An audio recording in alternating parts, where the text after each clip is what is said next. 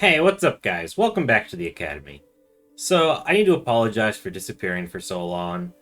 Uh, I've been working on a lot of stuff lately. There's a lot of things I'm trying to get to work together. I just wanted to get some of my own beliefs straightened out. I wanted to work on my own mental health because I don't want to give you guys advice if I'm not even benefiting from my own advice. You know what I mean? So, I like to try to test my ideas on myself first before I start being like, hey, this is a good idea. If I haven't tried it, I don't know if it's a good idea. So, yeah, like I said, I just wanted to get some things straightened out in my head.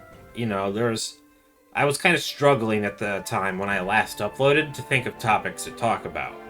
And upon reflection, I realized that the reason why I was struggling to find things to talk about is because I was struggling with my own faith. Um, I was struggling to believe in Ishtar's vision. I was struggling to believe that she is guiding me, and so I needed to take some time to work things out with her, to talk to her, and yeah, I feel a lot better now. I'm feeling really good about my future and about everyone's future. I think people, it's so easy to focus on the negative stuff in life, especially with the internet. And, you've got algorithms that push for content that gets engagement, so you're going to see a lot of negative stuff out there. But thankfully, I'm feeling a lot better now. I'm feeling a lot more confident in my beliefs, a lot more confident that I can help people and that, I have useful things to say. So I feel like it's finally time to talk about Venus. Not just the planet Venus, but Venus in the history of religion in particular. Growing up in a primarily monotheistic society, I had no idea that the symbol of the morning star dates back way before its appearance in Christianity. In fact, there's a lineage of the symbolism that can be traced back from Christianity all the way to Sumeria. So before the morning star, aka Venus, became associated with Lucifer, she actually came from the Roman pantheon. And in this pantheon, she was known as, well, Venus. That's simple enough. And much like the rest of the Roman pantheon, she actually comes from a Greek goddess, with that goddess being Aphrodite, as I'm sure many of you have heard of. And rightly so, she's pretty awesome. So in Greek paganism, Aphrodite comes from the sky god. And this actually hints at her earlier origins, as we'll get into later. According to legend, Uranus, aka the sky god, actually had his testicles cut right off and cast into the sea. And that's how Aphrodite was born. And believe it or not, this part of the story also ties back to earlier origins. We'll get there. Now, interestingly, Aphrodite is actually different from the rest of the Greek pantheon, as she wasn't originally part of the pantheon. She actually has different origins than the rest of them. So that begs the question, if she wasn't part of the original Greek pantheon, where did she come from? She was actually introduced to the Greeks as a result of their trade with the Phoenicians. So she was part of the Phoenician pantheon, and she got carried over and adapted into the Greek pantheon as Aphrodite. So who was she in the Phoenician pantheon? She was known as Astarte, the goddess of love and war. And her lineage can be traced back to Ishtar of the Akkadians. And the Akkadians adopted Ishtar from the Sumerians. And the Sumerians knew her as Inanna, the goddess of love and war, as well as many more things.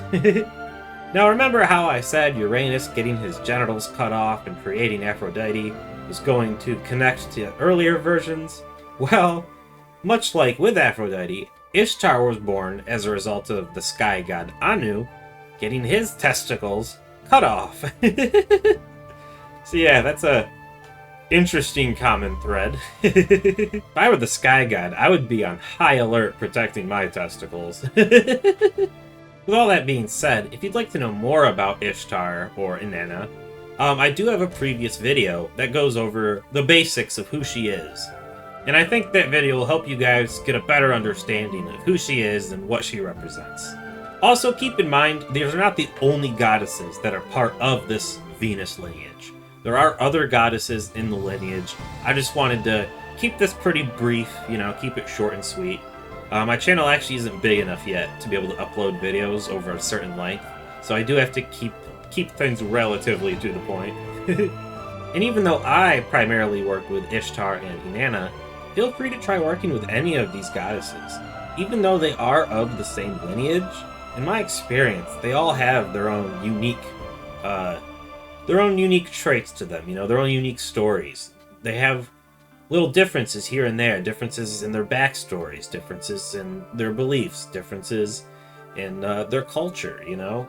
So don't make the mistake of thinking that just because they're part of this Venus lineage, that they're all just the same. They are most definitely not, and I encourage you guys to learn about all of them if you'd like to. Personally, I primarily work with Ishtar, as the name of the channel would suggest. However, I'm sure you guys are going to find that all of them are wonderful to work with. I have zero doubt about that.